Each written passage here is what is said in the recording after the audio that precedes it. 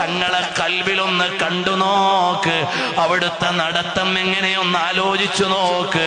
അവിടുത്തെ ഇരുത്തം എങ്ങനെയൊന്ന് ആലോചിച്ചു നോക്ക്. ആയിഷ ഉമ്മ റളിയല്ലാഹു അൻഹ പറയാണ്, അവിടുത്തെ ഓരോ ചുവടും കന്നഹു യഖ്ലഉ റിജ്ല വയളഉഹാ, അവിടുന്ന് ഓരോ ചുവടും നല്ല ചടുലമായ വെപ്പുകളാണ്. അവിടുത്തെ കൈവെള്ള എങ്ങനെയൊന്ന് നോക്ക്, അതാ പ്രകാശം പൊഴിക്കുന്ന കൈവെള്ളയാണ്.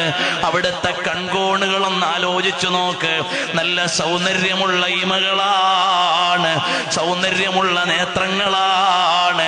അവിടുത്തെ മാറിടം വിശാലമാണ്.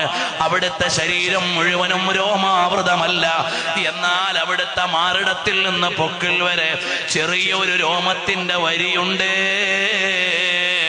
അവിടുന്ന് അധികം നീണ്ടവരല്ല, അധികം കുറിയവരല്ല. പക്ഷേ സദസ്സിലിരുന്നാൽ എപ്പോഴും തങ്ങളുടെ ശിരസ്സു